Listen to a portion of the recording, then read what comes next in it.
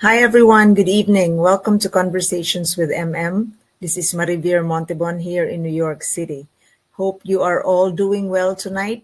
It's Friday and it's November 15.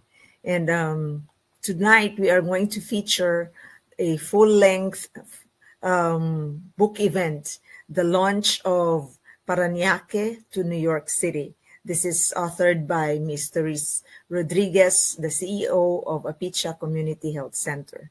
I had the honor of being the host of the event, which happened on October 24, 2024, at the door on Broome Street.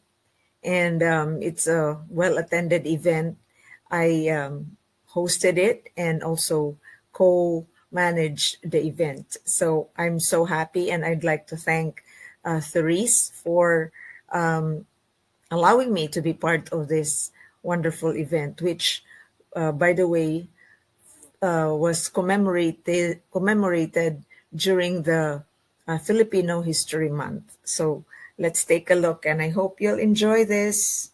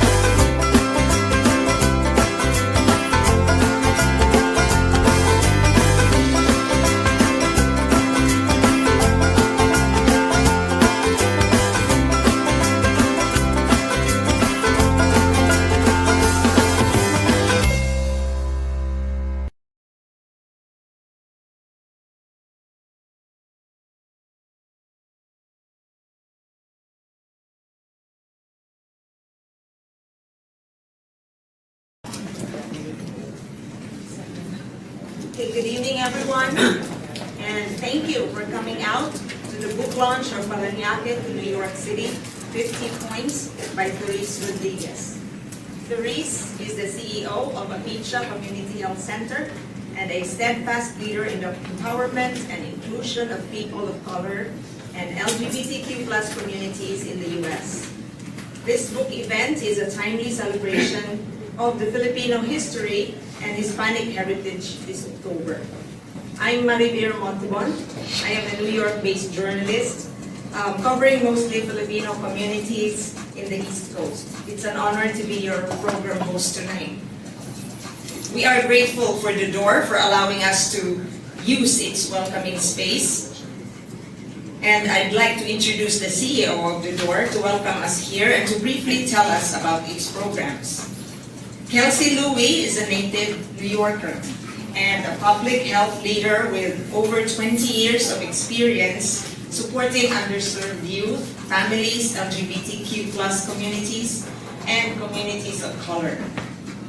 Before serving as the CEO of The Door, Kelsey served as the Chief Executive of Gay Men's Health Crisis Incorporated, the world's first AIDS service organization, and Chief Operating Officer and Program Officer at Harlem United. Kelsey received an MSW degree from NWU and an MBA from Columbia University. He is an adjunct professor at the NYU Silver School of Social Work. Please welcome Kelsey Louie.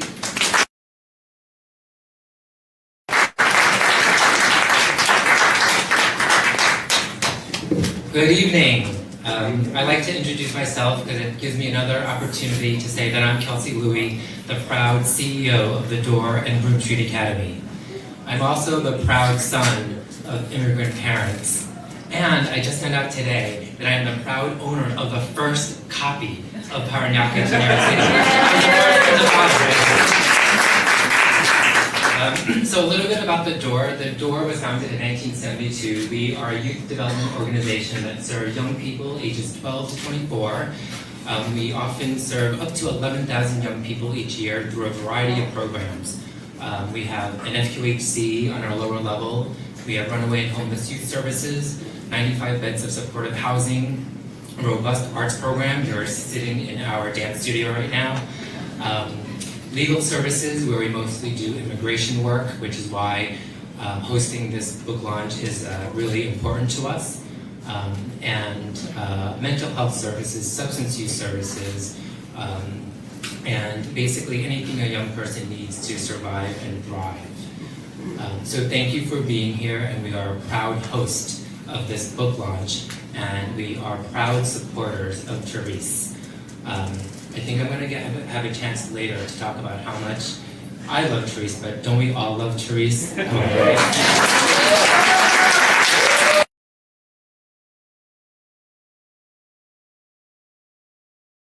Lido Public Relations and Communications, which she set up in 1983 after a 5-year stint as PR account director in a multinational advertising agency. Joy's 4 decades of experience include being a communications professor in 2 Philippine universities, a contributing writer to the book How to Make It in PR. She is also publisher and co-author of a coffee table book, 100 Women of the Philippines, which included Therese, and author of the book titled Pinoy Manners, which won a National Book Award in 2018.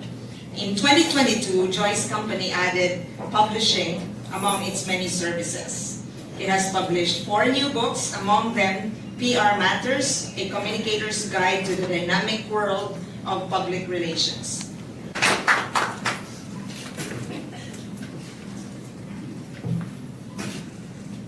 Good evening, everyone. I think we're the only ones representing Paranaque here tonight because I came with my family. I'd just like to acknowledge that I'm here. We flew from the Philippines with my husband, Dr. Bancilido, 2 Dr. Bancilidos. One is an infectious diseases specialist.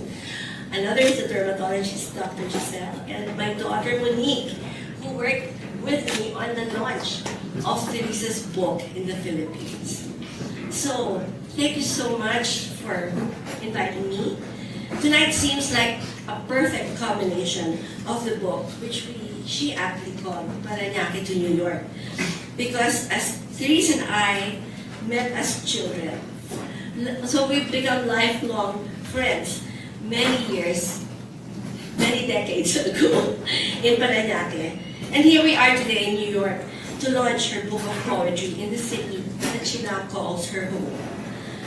For those of you who don't know, the idea for the book started with me wanting to give it as a personal gift to Therese. I wasn't going to publish it for public consumption, but just as a gift to Therese, because she and I have been regularly communicating from Paranaque to New York. She would come home, I would come here, so we'd always be in touch. But Therese told me one day that she had a compilation of poetry that she said she wanted to share with me. So I said, yeah, can I take a look at it? And when I saw it, I was enthralled, and I told her, can I please publish it? And she couldn't believe it. She said, it may not be worth it. Are you sure? I said, no, the pusher in me, I'm the PR. So I did my bit on her, and she agreed. So that was the first, the first step. But of course, when the pandemic happened, and I told her that, let's do it now while people are not doing anything, and I can start to have it published. So it took us 2 years to publish it. And so here we are. I am so proud to be part of the book, because I figured this book would be a wonderful gift, not only to our friends and family, but to our town of Paranaque, where we both grew up. Of course, that was many years ago already. The book is a beautiful reflection of Therese's unique life experiences and her distinct point of view, and of course, her astute storytelling. Every page, every word, every emotion that each poem carries is a reflection of her life, her relentless passion for work, as in here, a picture, and everything she loves. So, tonight, I'm not going to make it long. I'm just going to say congratulations again to my friend Therese. And I want to say, now that your books are sold out, you're ready for the next book. So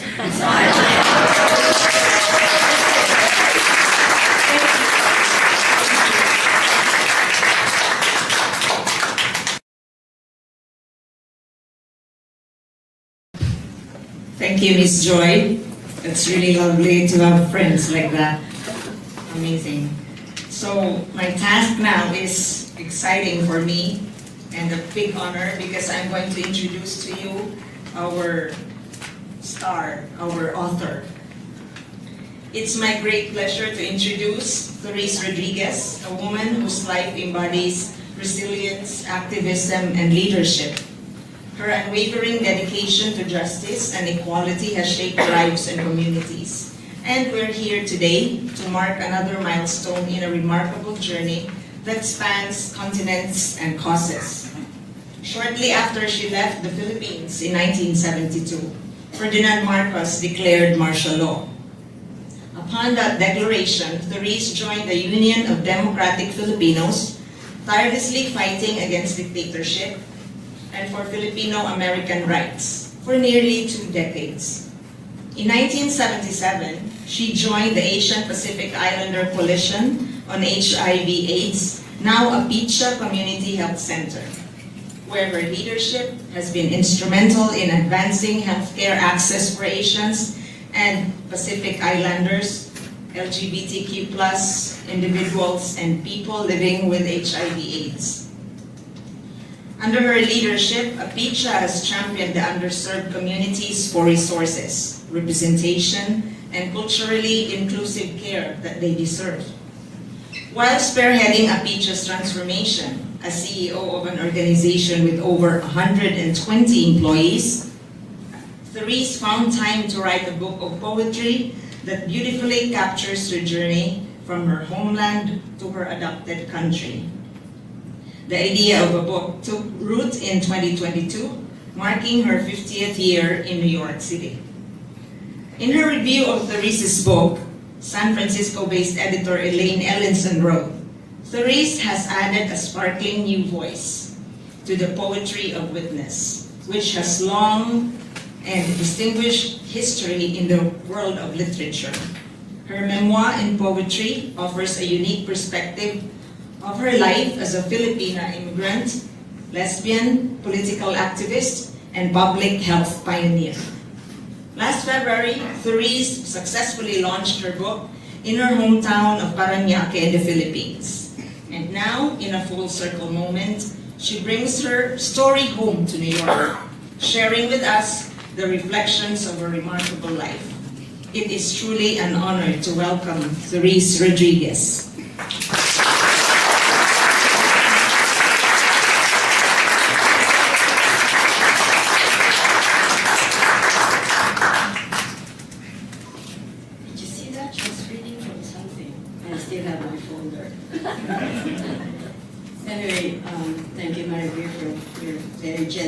introduction. Good evening, everybody.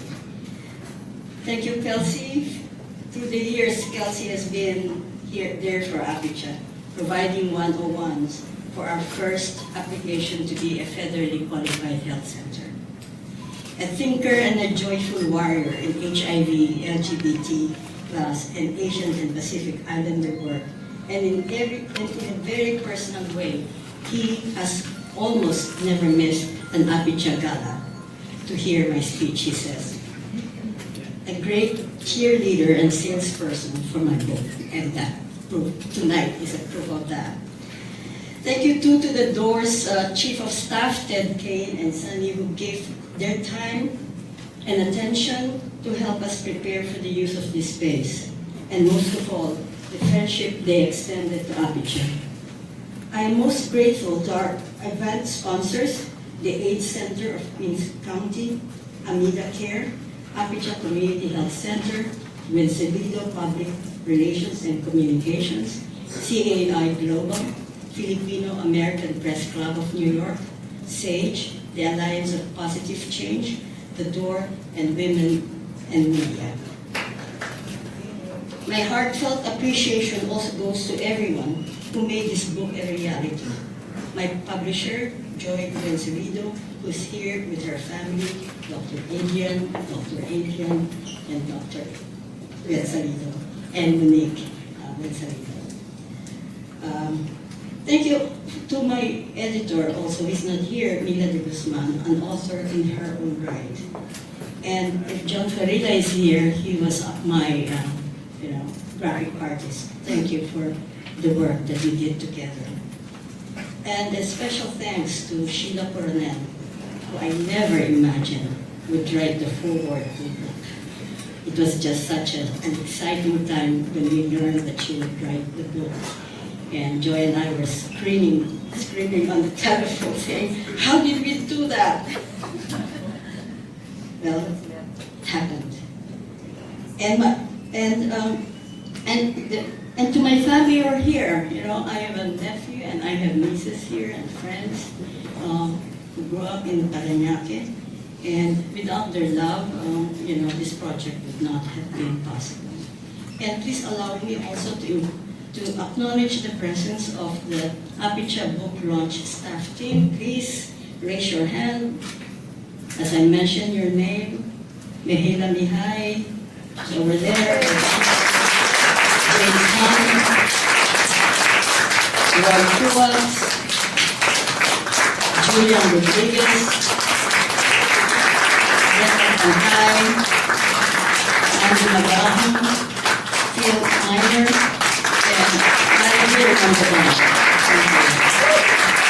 and all of the Apicha staff, please stand up. Thank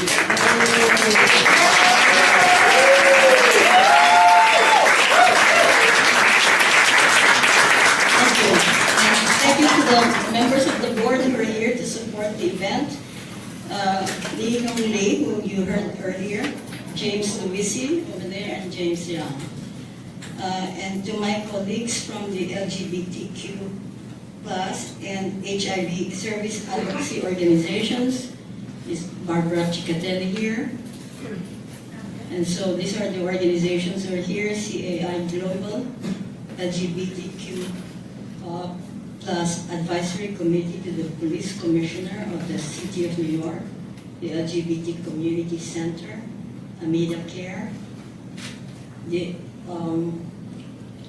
interim Dean of the Asian American and Asian Research, John Chen, is here. Kelsey Louis, Kimberly Smith of Kalendor, Kylie Madhab of SAGE, Nanette Hongko of Pokmasa, Mars Custodio HIV Memorial Fund, ACQC, Sebastian Maguire, Seeking Asylum and Finding Empowerment is here. Sharon Duke of Alliance for Positive Change.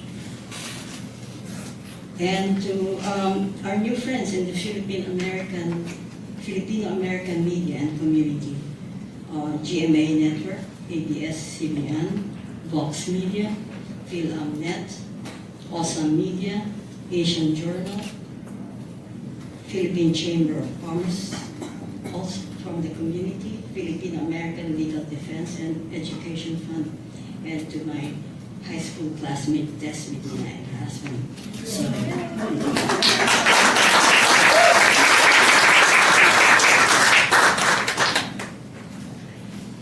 now, why poetry? My poetry teacher, Miss Miraflor, must be rolling in her grave. I did not appreciate poetry then and barely passed English grammar. I am more of a storyteller.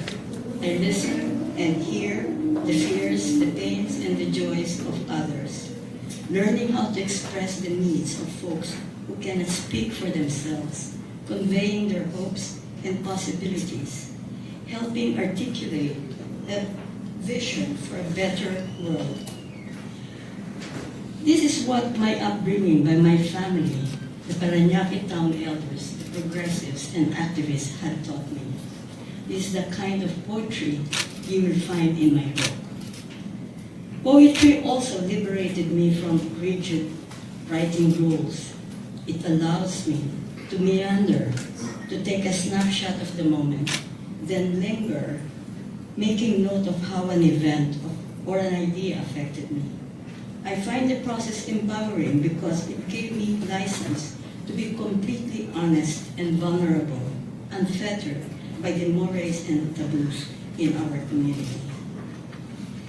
Writing poetry has also allowed me to include relevant historical nuggets that can help readers gain a broader perspective in looking at life with all its complexities and hopefully enrich their compassion and love for other human beings.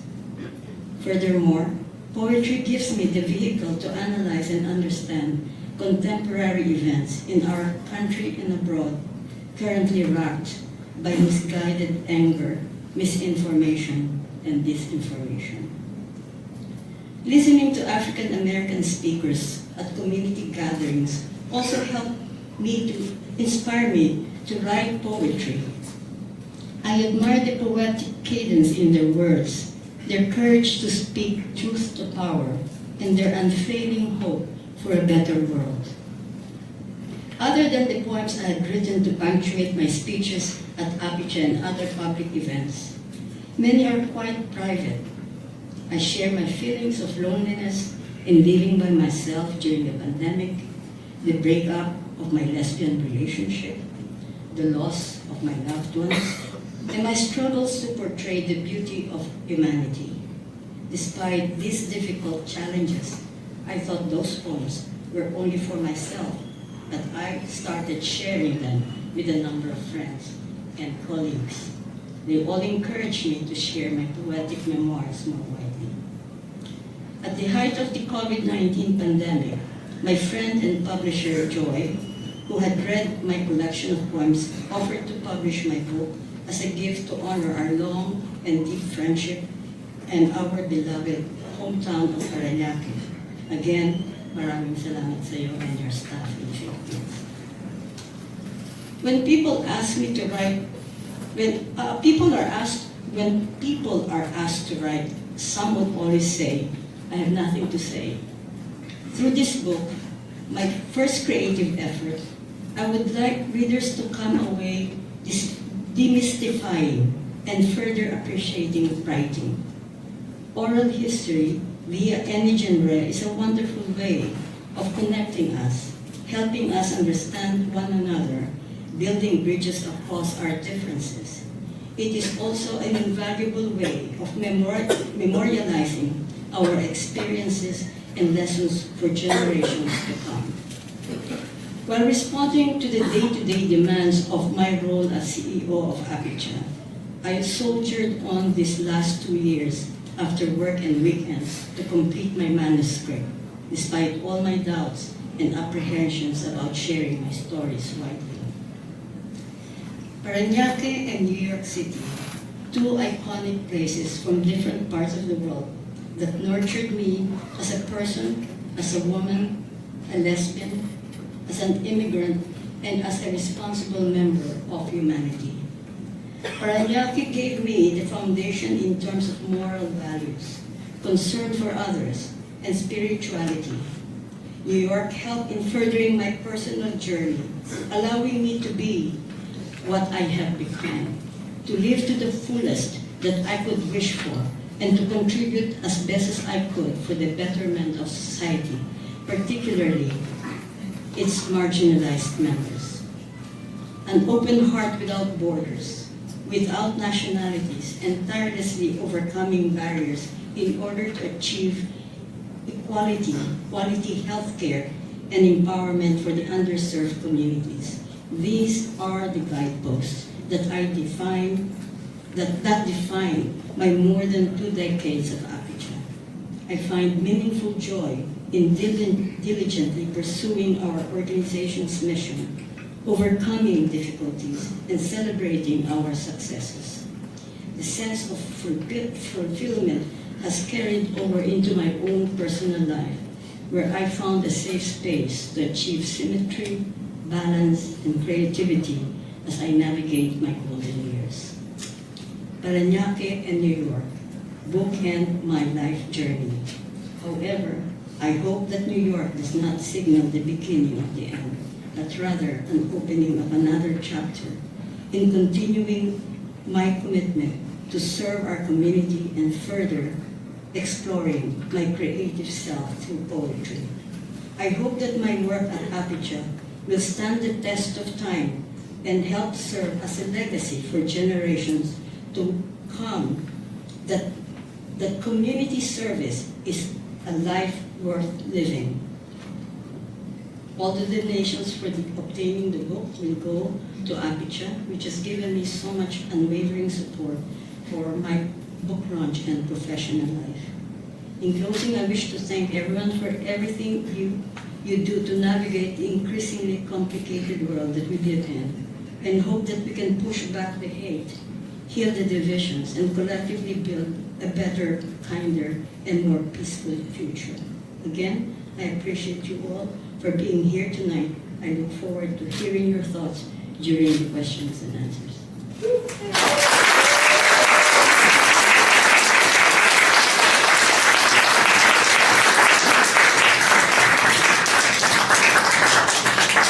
How so amazing. Thank you so much, Therese, for the inspiration you've given us tonight.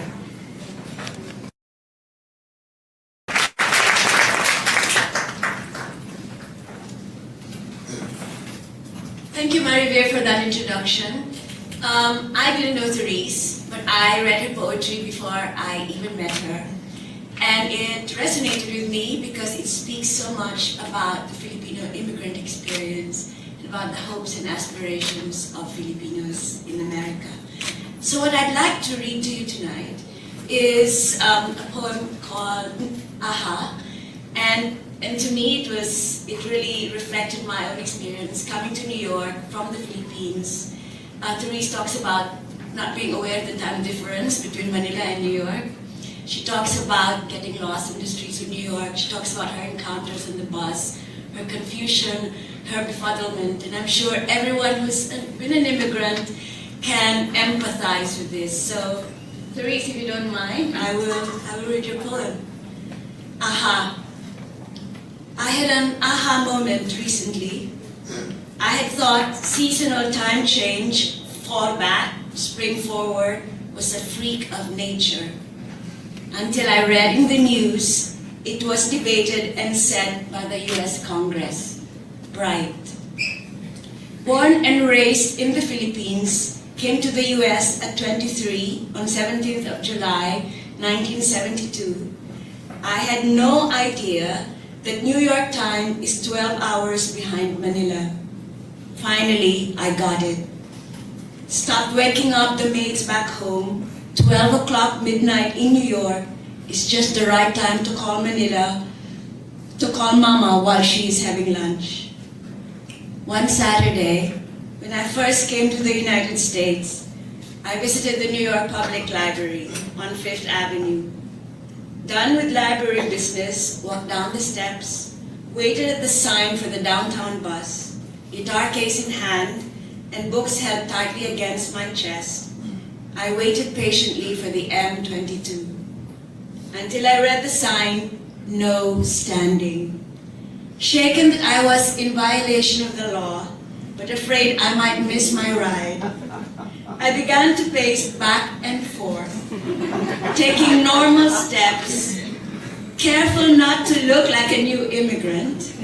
Bus stop to 42nd Street corner, back to the bus stop to 42nd Street corner, back to the bus stop to 42nd Street corner, back to the bus stop. My old country baggage in tow. It's not enough to speak English well. The bus came. I sat beside a middle-aged white lady. Where do you come from? The library, I answered. No, where do you come from? The library. Befuddled, indignant, she muttered under her breath, go back to where you belong. She stood up, kicked me. Welcome to America, Therese. May I have a chicken sandwich? White, wheat, or roll? Transported back, chicken sandwich. Why so many questions? In Divisoria, you asked for a sandwich. Come on, lady, I haven't got all day. Toasted tomato, lettuce, mayo. Oh, tasty please, no tomato, no lettuce. Yes, mayo, just a sandwich, please. August 19, 2011. Thank you.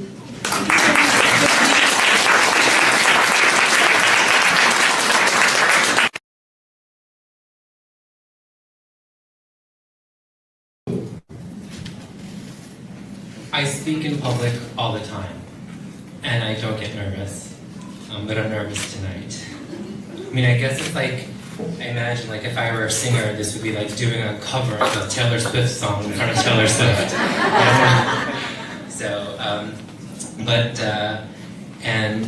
So Mirabeau was very polite, very kind in asking me to read, and asked me which poem I would read. And I thought, oh gosh, like, how do I pick? But I knew which one. I mean, I've always had a favorite, kind of like a parent, right? You know who your favorite is. Like, I knew which was my favorite, but I was just too nervous to kind of commit to it and say, like, I will get up and read in front of Therese. So she emailed me again. I was like, okay, I better answer. And then actually, but I read her email and she says, we suggest this poem, which is the one I would have picked. And I was like, great, that's the one I would have picked. So why did I pick this one? So I heard Therese tell the story of this poem at an Aperture Gala, and so she wasn't lying. I would go to the Aperture Galas just to hear Therese speak. And you know, when you know somebody and you think they're brilliant, and you think they're smart and they're a great leader, and that's wonderful. But then after I heard her speak this poem, I realized on top of all those amazing qualities, she was also a badass. And I was like, and so, you know, sometimes when you meet somebody, you don't realize how significant they'll be in your life. So you actually don't remember the first time you met that person. So I actually can't remember the first time I met Therese. But I remember the first time I fell in love with her was when she read this poem, which is why I selected it. Therese, you have been a secret mentor of mine for so long. She's been so kind to say that I've been a partner. That's a very kind word. But much of the leader I am today is because of you. Watching you, being in your presence, learning from you, asking you for advice. Those dinners where you thought they were friendly dinners, that was me picking your brain. But she was so kind and humble tonight, I didn't realize it. And the wisdom that you've shared with me over the years, I treasure, and you see reflected in my work every day, so thank you. Okay, so I'm going to do my best. So this poem is called The Alphabet, Not for Prime Time, by Therese Rodriguez. This is my favorite. When I first came to the United States, I thought that it would be less of a drain on my family resources if I found a job while still trying to figure out what higher studies to pursue. My cousin Primitivo Carlos was working as an accountant at Native Textiles on Fifth Avenue in the mid-20s in Manhattan. The company imported expensive fabrics woven in Ireland, England, and Germany. Its clients were manufacturers of well-known men's suit brands like Hart Schaffner Marx, Hickey Freeman, Yves Saint Laurent. On my first day, I was told to work with the senior billing clerk. "Hi, my name is Therese Rodriguez," I said. "I am Melanie Yutzi. Where are you from?" Melanie was slim and tall, probably in her 30s, had very dark hair, and a rather high-bridged nose. Filipinos are very particular about the height and breadth of noses. We come from the Malay race. We have flat and wide noses. Through centuries of colonial rule, Spanish, then Hollywood, we have come to define beauty according to our colonizers. Fair skin with high-browed noses, high-bridged noses. As children growing up, our noses would be pinched constantly in the hope that the bridge would be sharper. "The Philippines," I answered. "How about you?" I asked. "I am a Jew," she replied. Being Catholic, I was raised on stories that Jesus Christ was killed by the Jews. I did not know how to react to this real-life biblical persona before me. Awkwardly, I said, "This is the first time I've ever met a Jew." However, this is so funny. However, bred in the teachings of the Second Vatican Ecumenical Council, I thought it better not to associate Melanie with the Pharisees. I worked well with Melanie. After being proficient in computing discounts, sales taxes, and sending off invoices, I was ready to be trained for the next process. I was introduced to Anne Shore. Anne was fair-skinned, sharp, tiny eyes, her blonde hair severely coiffed. She was in her late 50s. She wore printed polyester dresses and walked about like a teacher. Frank Franco, our Ecuadorian supervisor, called her in and asked her to teach me the office filing system. Friendly enough, she escorted me towards the bank of filing cabinets. Pen in hand, she set down a yellow pad on a counter. "First thing you have to learn," as she writes on the paper, "A, B, C, the alphabet." I was stunned. Whoa, whoa, whoa. She kept writing. H, I, J, K, L, M, N, O, P. Finally, I found my voice. "Anne," I protested, "I have 2 college degrees." Unconvinced, she continued. Q, R, S, T, U, V, W, X, Y, Z. That was one of the first lessons in my American journey, particularly USA. And as I became more American, I learned that in another language, the alphabet goes A, B, C, D, E, F, U. I must admit, I have used it, but sparingly, really in anger and in frustration. Could it have been handy then? Just so I could stop her on her tracks? Therese to her was equal to the color of my skin and the accent in my voice. It could have had some effect, but I still get embarrassed when I use it. Where I grew up, it would have been met with stern consternation. "Sorry, Ma. I know. I have to go to confession." Thank you.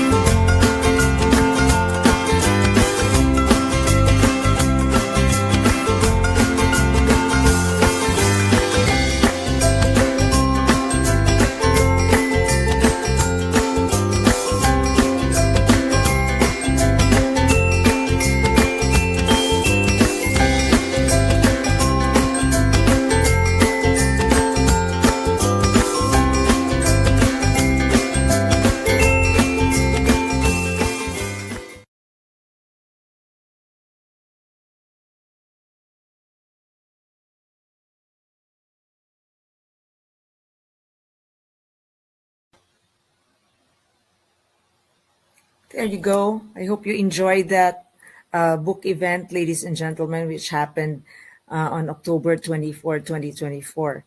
The book launch of Paranaque to New York City, which is authored by the CEO of Apicha Community Health Center, Ms. Therese Rodriguez. I truly was honored to be the host and one of the organizers of the event. Also, I'd like to thank my media colleagues, Boyet Laverita and Lindy Rosales of the Philam.net and GMA for being there and for covering the entire event. Thank you so much. And so the proceeds of the book of Therese will uh, help in providing more budget to the health services of Apicha, which you can find in Lower Manhattan at the Chinatown area and in Jackson Heights. So try to visit this community health center. It's born out of struggle from people who were sick with HIV/AIDS. And with the leadership of Therese, it has been sustained, and now it has become a community health center where people can go there even without insurance. So how does that happen? We who have insurance equalizes the cost. So we encourage the localities, the communities in Jackson Heights and in New York City to go there and let them be part of your healing process. So I hope you enjoyed this episode of ours, ladies and gentlemen, and take care of yourselves and take care of each other. See you again in another episode of Conversations with MM. Take care. Bye for now.